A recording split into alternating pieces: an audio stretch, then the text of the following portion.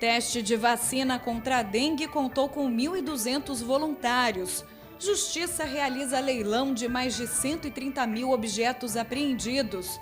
Tribunal de Justiça apresenta alternativa para tirar crianças dos abrigos e ainda Marco realiza mais uma temporada de exposições. Hoje é sexta-feira, 2 de setembro. O Jornal da TVE está no ar.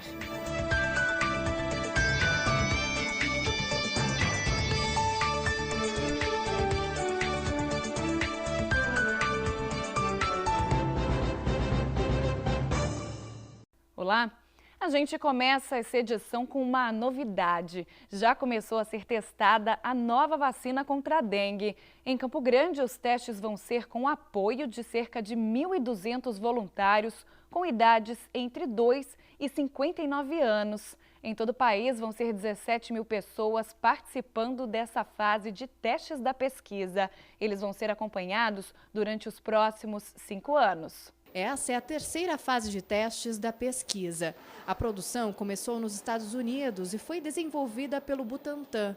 Aqui no Brasil, a vacina foi adaptada para durar mais de um ano no organismo dos pacientes. A capital de Mato Grosso do Sul, Campo Grande, é a primeira cidade do Centro-Oeste a realizar testes clínicos com a vacina contra a dengue. Essa é a terceira etapa que deve imunizar 1.200 pessoas voluntariamente, antes da vacina ser produzida em larga escala e ser a primeira vacina brasileira contra a dengue. É uma vacina tetravalente. Ela é contra os 4 tipos de vírus, 1, 2, 3 e 4. Já foram investidos 100 milhões de reais nesta primeira etapa. Nós estamos na fase clínica, são 17 mil voluntários. Quero agradecer aos voluntários de 12 estados brasileiros, desde Porto Alegre, onde já começou, passando aqui por Campo Grande, Mato Grosso do Sul, até Boa Vista, em Roraima. Se a resposta der positiva, aí é encaminhado à Anvisa, para a Anvisa aprovar a vacina. E aí nós já estamos tomando todas as medidas para a fábrica já estar bastante adiantada. A dengue é uma doença endêmica no Brasil e em mais de 100 países. Em Mato Grosso do Sul, esse ano já registra mais de 58 mil casos da doença. A vacina pode ser uma aliada aos municípios com alto índice de notificação. Um avanço enorme. A gente espera realmente que esse avanço agora, com os testes nesses voluntários, que são importantes, que seria a consolidação de toda a pesquisa, que isso realmente possa ter o êxito final, que é a distribuição de uma vacina contra a dengue a nível de saúde pública brasileira, gratuitamente à população, que é o que a gente espera, e que combata isso que preocupa Mato Grosso do Sul e preocupa todos os estados brasileiros. A dengue é uma preocupação em todos os estados. A dose única estimula o sistema imunológico a se defender do agente causador. 2/3 dos voluntários receberão a vacina com vírus e 1/3 só de placebo, uma substância de baixo efeito. Durante o evento de lançamento da terceira etapa, foram imunizados 2 voluntários. Agora vai ser acompanhado durante 5 anos. O que eles te orientaram ali? Eles vão nos ligar, né? Vai sempre procurar e daqui 28 dias a gente tem que comparecer aqui no posto de saúde, né? Para eles fazerem avaliação. Cada 3 meses nós vamos ser avaliados. Cada paciente recebe um kit de acompanhamento e deve monitorar as reações do organismo. Um kit explicativo sobre a vacina e um cartão do participante para trazer para acompanhamento de consulta e um termômetro na qual devemos verificar a temperatura diariamente para ver se tem tendo alguma reação. E se tiver qualquer reação, o que você foi indicar? Ligar para o médico responsável da campanha. Os agentes de saúde serão os responsáveis por pré-selecionar os voluntários e encaminhar até o posto do Copa Vila 2. Eles escolheram, nós aqui da região do Copa Vila 2, pelo fato de já termos uma certa proximidade com os moradores, conhecer até o estado clínico de cada morador. Então houve alguns itens do perfil, esses moradores foram enquadrados no perfil e aí coube a mim, no meu horário de visita, convidá-los para ter o privilégio de participar desse programa que vai ser histórico, né? O secretário de Saúde do Estado explica que a vacina não tira a responsabilidade das pessoas em evitar a proliferação do mosquito Aedes aegypti. Nós estamos aí resolvendo, terminando, mal saindo aí da influenza e temos que começar a nos preocupar em relação a dengue, zika, chikungunya. Eu gostaria de fazer um alerta que apesar da vacina, nós estamos discutindo vacina aqui, mas é muito importante que as pessoas continuem atentas, que o nosso foco mais importante não esquecer do combate ao mosquito. E no lançamento da vacinação contra a dengue, o governador Geraldo Alckmin, governador de São Paulo, falou também que copiou um projeto implantado em Mato Grosso do Sul. Quero agradecer ao Reinaldo Azambuja, porque copiei dele aqui um bom programa. Eu vi nos jornais de que ele estava com o Poder Judiciário trabalhando para que os presos pintassem as escolas, reformassem. Aí ele me passou o programa e nós estamos fazendo em São Paulo, está indo muito bem. Esse trabalho, o preso trabalha, reduz um dia de pena, cada 3 dias de trabalho e ajuda a recuperar as nossas escolas. Estamos até ampliando para outros setores. Mato Grosso do Sul servindo aí como exemplo para outros estados do país. E o Tribunal de Justiça autoriza leilão de mais de 130 mil objetos apreendidos. É o maior leilão do Brasil, promovido pelo Judiciário. Aqui se encontra de tudo um pouco: bicicletas, eletrodomésticos, aparelhos de som, objetos pessoais e muitos televisores. Até uma guitarra em bom estado está no depósito do Fórum de Campo Grande. Todos esses objetos estão aqui há pelo menos 5 anos e foram apreendidos pela polícia em diversas situações, tais como roubos, furtos, receptações, e não foram identificados ou recuperados pelos proprietários. Por isso, vão a leilão daqui a 30 dias, prazo que a leiloeira tem para montar os lotes. A cada 30 dias será feito lotes, conforme a espécie, a natureza e a conservação do bem, e colocados ao público à venda. De acordo com o juiz diretor do foro, o valor arrecadado com o leilão será depositado em conta judicial, vinculado ao processo para fins de ressarcimento dos proprietários que conseguirem a devolução dos seus bens. A decisão vem ao encontro da recomendação do Conselho Nacional de Justiça para tornar o leilão mais rápido em razão da expressiva quantidade de bens, considerado o maior que se tem notícia no Brasil, feito pelo Judiciário. Ali nós temos pneus, tem geladeira, tem fogão, tem motosserra, enfim, todo tipo de objeto que foi produto de roubo, de furto, ou assalto, estelionato, receptação que ocorreu em Campo Grande, está lá. E então, até onde eu sei, é considerado o maior leilão do país de bens apreendidos que estão à disposição da Justiça. Os bancários de Campo Grande podem aderir a uma nova greve na próxima semana, a partir de terça, dia 6. A decisão foi anunciada pelo sindicato da categoria após a assembleia realizada nesta quinta-feira. A possibilidade de greve é uma resposta à proposta de reajuste apresentada. O percentual de reajuste oferecido aos trabalhadores foi de 6,5%.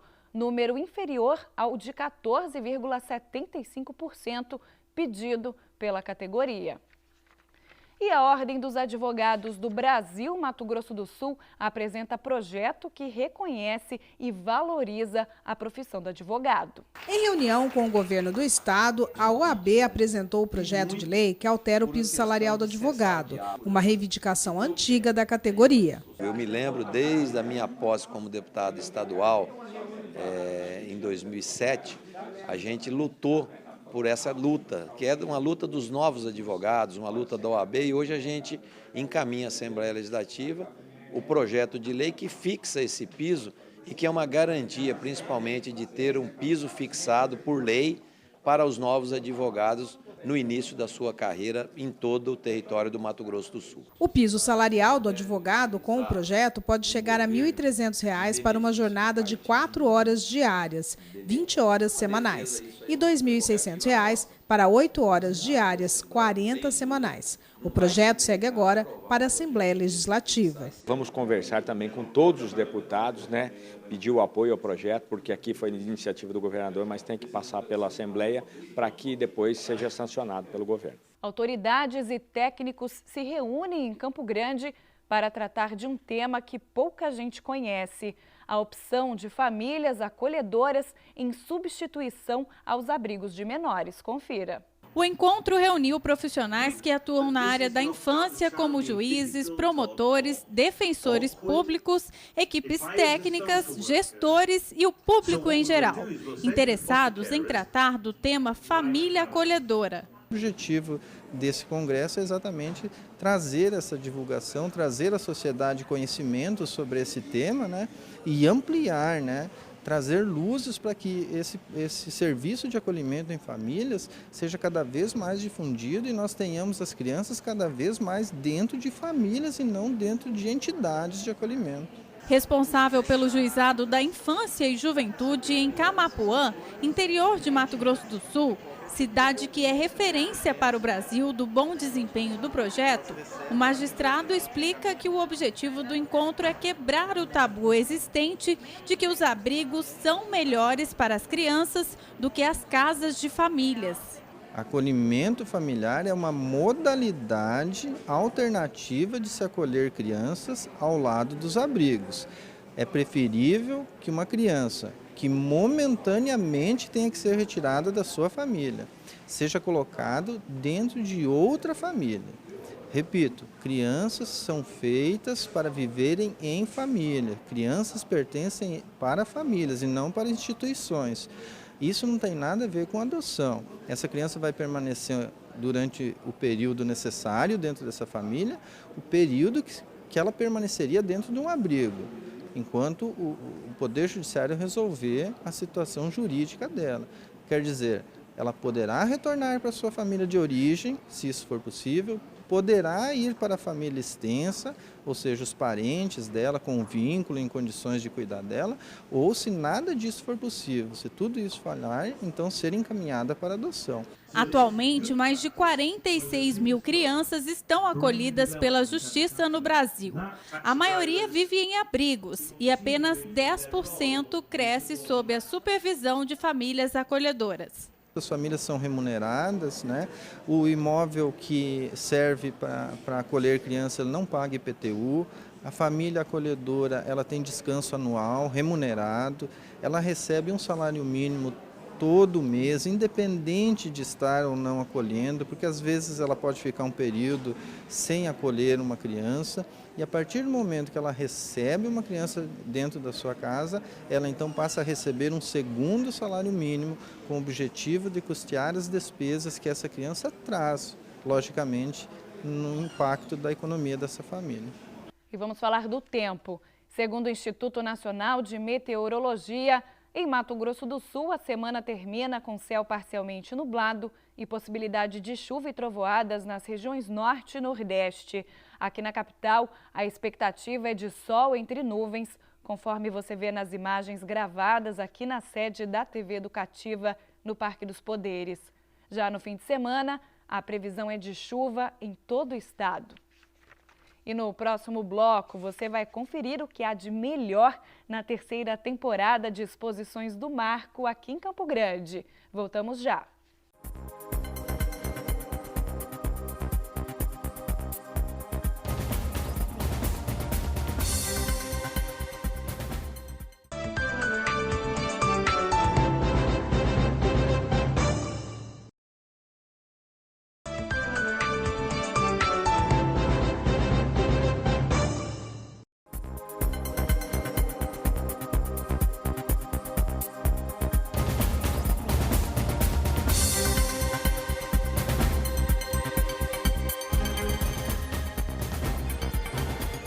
De volta com o Jornal da TVE e com uma boa notícia. O número de homicídios por arma de fogo cai 8,8% em Mato Grosso do Sul em uma década. Em 2004 foram registrados 387 casos, enquanto que em 2014 foram 353. Além disso, 94,6% dos homicídios registrados em 2014 aqui em Mato Grosso do Sul tiveram homens como vítimas com idades entre 15 e 29 anos. Em Campo Grande, a redução foi de 26,2%, saindo de 149 em 2004 para 110 em 2014. Esses números constam no mapa da violência 2016, homicídios por arma de fogo no Brasil. E a terceira temporada de exposições do Marco Museu de Arte Contemporânea abriu para o público, com olhares de diferentes artistas. São 4 propostas que vão desde a instalação à fotografia. A repórter Daniela Benante foi conferir. Um emaranhado de fitas de cetim mostra um pouco da história do Marco, o Museu de Arte Contemporânea de Mato Grosso do Sul. Em cada ponto dos 145 perfurados pelo artista plástico Elcio Miyazaki, existiu uma obra de arte nas exposições anteriores. Ele montou a instalação Espaço Reservado para Possíveis Retornos. A ideia é resgatar brincadeiras da infância. É bastante variada assim, a recepção, né? Muito pessoal realmente lembra de brincadeiras infantis, né? Daqueles cordões que a gente estica com a mão. Mas a primeira imagem assim, que veio para mim quando eu criei esse projeto foram daqueles almanaques onde tinham os números, quando a gente começa a ter o primeiro contato, né, com a ordem numérica, que a gente vai unindo um ponto ao outro até formar um desenho, né? Então esse foi o início de tudo. A obra é uma das 4 que integram a terceira temporada de exposições 2016 do Museu de Arte Contemporânea. Em outra sala encontramos as obras de Silvia Ruiz, com variáveis de bancos de jardim, e moedas do artista Alexandre Frangione. Cada mostra suscita uma reflexão específica. Moedas é uma forma de discutir o uso do dinheiro. Os quadros são de grandes notas de dinheiros antigos. Já a Silvia apresenta em técnicas de gravura bancos de jardim, fotografados por ela mesma, e não se vê a figura humana neles. E o cuiabano Miguel Penha traz a mostra Dentro da Mata. São telas coloridas que retratam paisagens do Cerrado e floresta amazônica. Filho de índio boliviano, ele passou boa parte da infância com o pai, caçando e pescando. Resgatou nas telas o que viu. Isso ficou gravado na minha memória, na minha lembrança, né? E hoje eu trago isso para a minha pintura. A sua intenção é mostrar ainda a beleza que existe aí nas nossas matas. Assim, eu quero mostrar porque a destruição ela vem numa velocidade muito grande e muita gente não teve oportunidade de conhecer as espécies nativas que existem. Muitas espécies são destruídas bem antes da pessoa conhecer, né?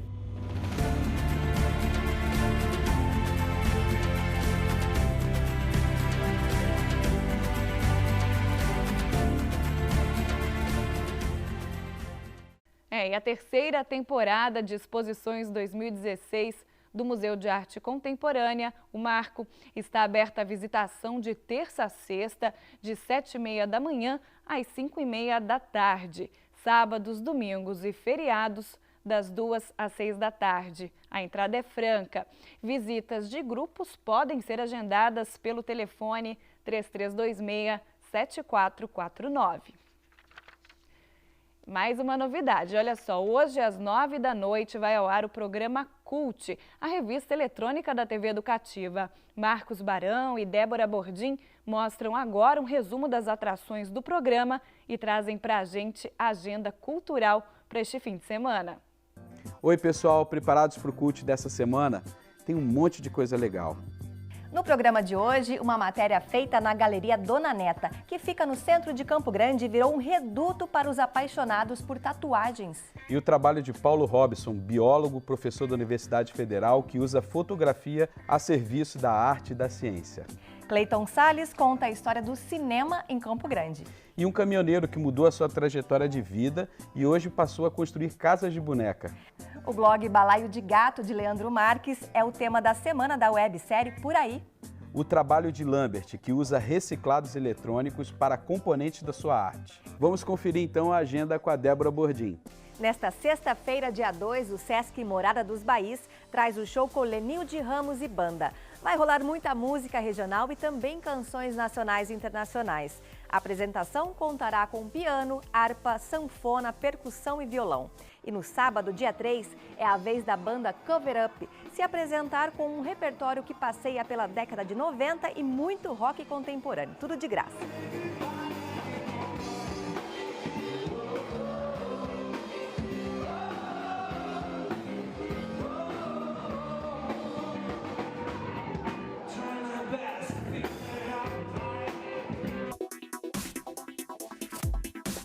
No dia 2 de setembro, às 8 da noite, estreia o espetáculo de dança Plus, da companhia Dança Urbana. Na apresentação, o grupo desafia o tempo e o espaço, tudo em movimento, onde o físico, o humano e o virtual se misturam, se perguntando o que pode o corpo. O evento é de graça e acontece no Teatro Glaucio Rocha, que fica na Universidade Federal. Quem se apresenta no Calçadão Cultural deste sábado, dia 3, é o grupo Litani Danças Árabes, que traz um pouco desta cultura que os imigrantes trouxeram para Campo Grande, a partir das 9h30 da manhã, na Barão, esquina com a 14 de julho. Para os amantes do teatro, tem a apresentação do espetáculo Improcedente, um trabalho da Companhia Uma de Belo Horizonte. A peça mescla humor, adrenalina e trabalha com um improviso. As sessões acontecem nos dias 2 e 3, às 7h30, no Teatro Prosa do Sesc Horto e são gratuitas. É imperdível, aproveite. Foi aberta esta semana a terceira temporada de exposições do Museu de Arte Contemporânea de Mato Grosso do Sul, com direito a instalações, pinturas, gravuras e esculturas. Essa temporada apresenta moedas, com peças criadas por Alexandre Frangione, instalações de Elcio Miyazaki dentro da mata, pinturas de Miguel Penha e variáveis de bancos de jardim com gravuras de Silvia Ruiz. As visitações vão até o dia 30 de outubro, sempre com entrada franca. Acontece no sábado, dia 3, no Horto Florestal, a festa Primeira Casa do Samba, a partir das 3 horas da tarde. Entre as atrações estão Jussi Banhes, Gideon Dias e o grupo Sanfre. Para finalizar, sobe ao palco às 9 horas da noite o grupo Pegada de Macaco. Vai ter ainda a feira de artesanato e praça de alimentação. A entrada é de graça. Na hora que o sol se esconde e o sol não chega, que o senhorzinho vai procurar. No sábado tem mais uma edição do Estação Cultural. No evento, arte, artesanato, antiguidades, brechós, praça de alimentação e muita música. No vagão acontece a exposição dos trabalhos desenvolvidos pelos alunos do curso EcoChic, trazendo uma moda sustentável sob a orientação da jornalista Mônica Horta. A partir das 4 da tarde, a entrada é franca. Tchau, até a semana que vem. Tchau, tchau. Legal. O governo do estado realizou no mês de agosto uma ação em prol da conscientização sobre a violência contra a mulher e também sobre os 10 anos da Lei Maria da Penha.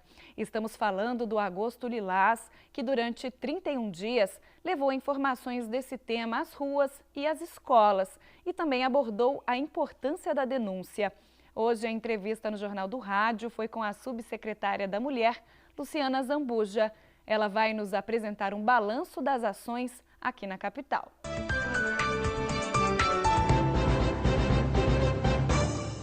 A Lei Maria da Penha, que é uma lei que coíbe a violência doméstica e familiar, que tipificou as formas de violência para além da violência física, que instituiu as medidas protetivas, maior rigor na punição ao agressor e proteção da vítima, ela completou 10 anos agora, no dia 7 de agosto.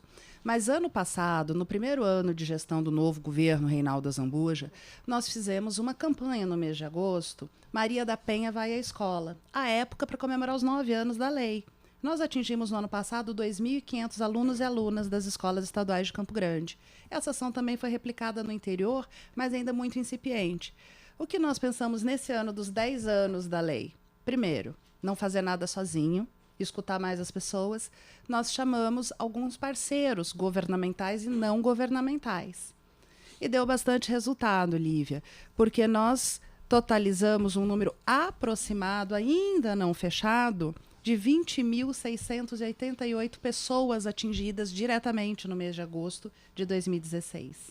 Nossa, é um número aí considerável. O interessante é que as informações também foram levadas, né, aos estudantes, essa nova geração. E como é que foi fazer esse trabalho? Como é que foi levar um assunto tão sério a uma geração assim que às vezes tem um pouco de dificuldade de absorver as informações ou não? A receptividade foi boa? O programa Maria da Penha Vai à Escola foi o nosso principal carro-chefe e continua sendo. Nós já resolvemos, vai ser uma ação permanente da subsecretaria, ele continua todos os meses do ano, em agosto, com maior ênfase e maior gás. É muito fácil falar para adolescentes, para meninos e meninas, que eles são muito abertos à informação, abertos à discussão, abertos aos questionamentos, inclusive isso é muito salutar. Só na Maria da Penha Vai à Escola em Campo Grande foram mais de 7.500 alunos atingidos. Alunos, alunas, adolescentes, meninos e meninas, o que nos dá a estatística de 3 vezes o número do ano passado. O que mais a gente pode destacar a respeito do Agosto Lilás em termos de números mesmo? Nós fizemos, em parceria com as polícias militar e rodoviária federal, blitz educativas em 6 pontos de Campo Grande. Essas ações, repito, elas também foram realizadas no interior. Então, nós teremos um número muito maior das parcerias e dos veículos abordados. Mas só em Campo Grande foi mais de 5.500 veículos. E nós temos a certeza do número pela quantidade de folders. Então, nós atingimos diretamente os condutores dos veículos que receberam esse material impresso. Nós fizemos também panfletagens e abordagens individuais em vários locais em Campo Grande, como terminais de ônibus, feira, camelódromo, comércio central, Detran, no dia de prova, muita gente, hospital regional. Tá, no setor de ambulatório, obstetrícia e ginecologia, nós abordamos as mulheres que estavam aguardando atendimento. Nós também fizemos caminhadas nas ruas, em alguns lugares, assim, aleatórios. Paramos e começamos a falar para as pessoas, no fórum de Campo Grande, abordando as pessoas que entravam e saíam das audiências. Então, esse número ele também é significativo. Nós fizemos rodas de conversa com servidores, por exemplo, de algumas entidades que se colocaram à disposição e foram parceiras, a Assembleia, a CACEMES, a ABB. Falamos para jovens parlamentares na Assembleia Legislativa e também capacitação com os policiais civis, militares e bombeiros, que é um trabalho continuado nosso. Nós fizemos um comparativo do primeiro semestre de 2015 com o primeiro semestre de 2016. E a constatação foi interessante no sentido de que as mulheres estão denunciando mais aos primeiros sinais de agressividade. Então, as mulheres estão denunciando mais as violências psicológica e moral, ameaça e injúria. Não estão mais esperando serem humilhadas, serem agredidas psicologicamente, verbalmente, para só, então, depois da agressão física ou da agressão sexual, fazer a denúncia. Tá? Então, ao tempo que os números de registro de ocorrência, de lesão corporal e de estupro caíram, os números das violências psicológica e moral subiram de um semestre para o outro.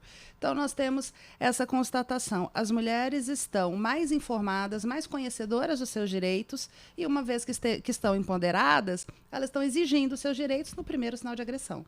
Agora, isso é variável de mulher para mulher. O momento de parar, de romper o ciclo de violência é no momento em que a mulher se sente pronta, preparada e encorajada para romper esse relacionamento que ele está sendo agressivo e abusivo. O importante é não desistir da luta, né? Independente de ser agosto, setembro, independente do período do ano.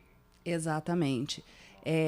Essa campanha ela deve ser permanente, ela deve ser feita todos os dias, em escolas. A gente quer continuar o projeto Maria da Penha Vai à Escola de forma com outros parceiros, de forma que a gente possa abranger também escolas particulares, que nós recebemos muitos pedidos de escolas particulares também. E é importante a gente dizer que a violência doméstica ela não atinge só as mulheres de baixa renda ou as mulheres de uma determinada raça ou etnia. A violência doméstica atinge todas as mulheres, independente de qualquer condição. Tá? Então, a gente está disposto, a gente quer continuar sensibilizando a sociedade, falando para homens e mulheres que violência contra a mulher é crime e a gente não pode se calar, a gente tem que denunciar e romper o ciclo de violência. E antes de terminar, um recado da equipe de jornalismo da TV Educativa. Caso você saiba de algum assunto que pode se transformar em uma reportagem, entre em contato com a gente. O nosso e-mail é o tvams.jornalismo@gmail.com ou entre em contato pelo telefone 3318-3871. Contamos com a sua participação. O Jornal da TVE fica por aqui. Obrigada pela companhia. Um ótimo fim de semana para você.